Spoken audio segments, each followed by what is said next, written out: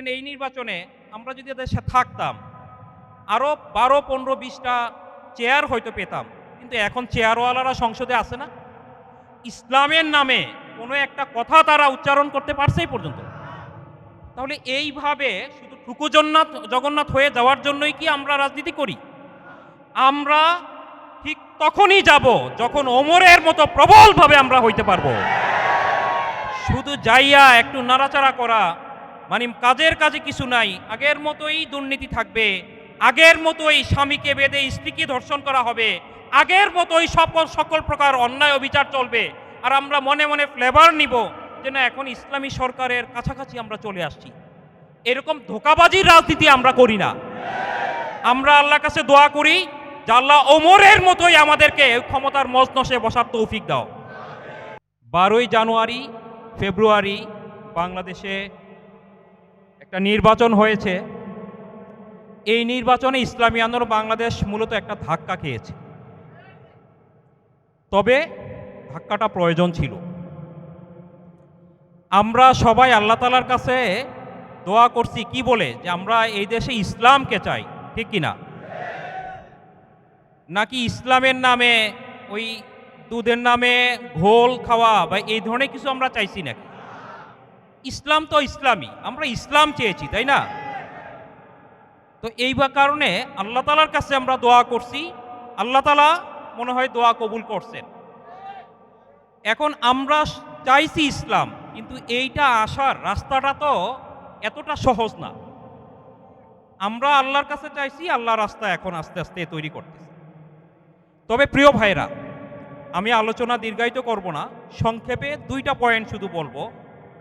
আমাদের দায়িত্বশীলদের জন্য, তৃণমূল থেকে শুরু করে নরসিংদী জেলার সর্বোচ্চ স্তরের দায়িত্বশীলদের জন্য, পবিত্র কালামে পাকে সূরা আনফালে আল্লাহ তাআলা 29 নম্বর আয়াতে বলেন যে হে ঈমানদারগণ, তোমরা যদি তাকওয়ার নীতি অবলম্বন করো তাহলে আল্লাহ তাআলা তোমাদেরকে সত্য এবং মিথ্যা প্রভেদ করার একটা যোগ্যতা দিবেন।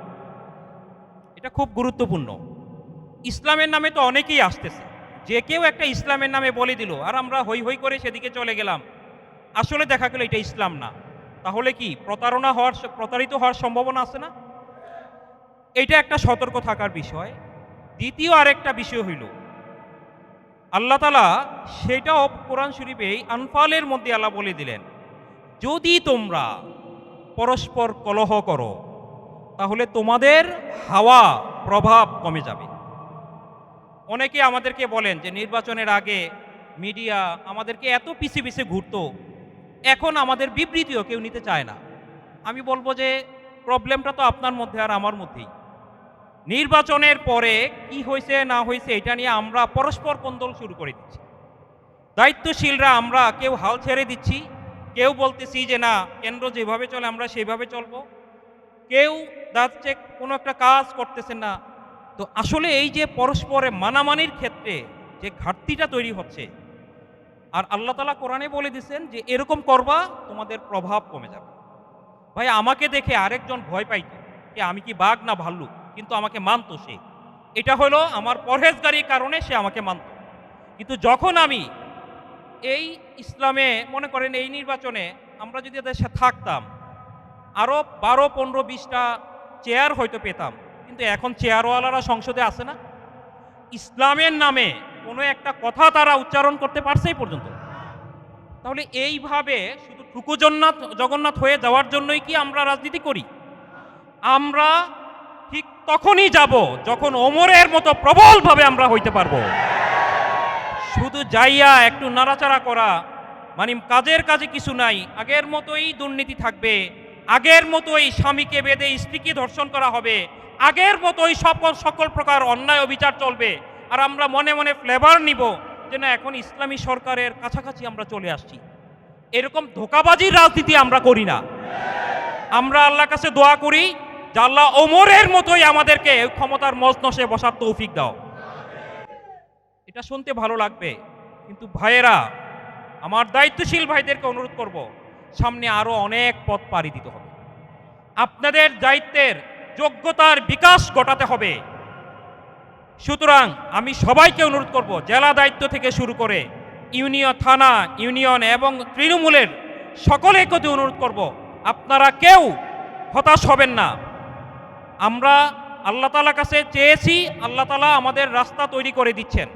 সুতরাং ধৈর্য ধরে আমাদেরকে আগাইতে হবে এবং জেলা থেকে শুরু করে থানা, ইউনিয়ন, ওয়ার্ড এবং কেন্দ্র থেকে শুরু করে সব জায়গায় মান্যতার এই পরিবেশ তৈরি আমাদের করতে হবে।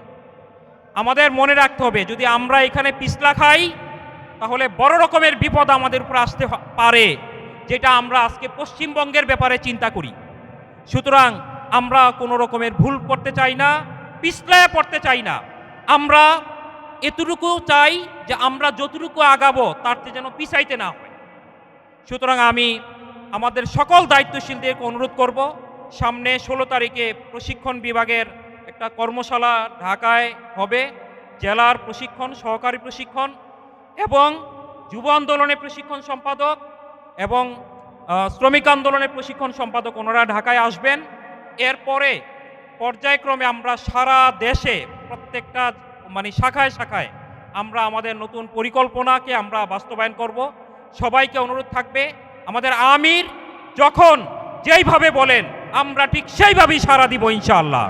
আল্লাহ তাআলা আমাদের সবাইকে আল্লাহর এই জমিনে আল্লাহর দ্বীনকে প্রতিষ্ঠা করার লক্ষ্যে এক এবং নেক হয়ে কাজ করার তৌফিক দান করুন। ওমা তৌফিক ইল্লা বিল্লাহ।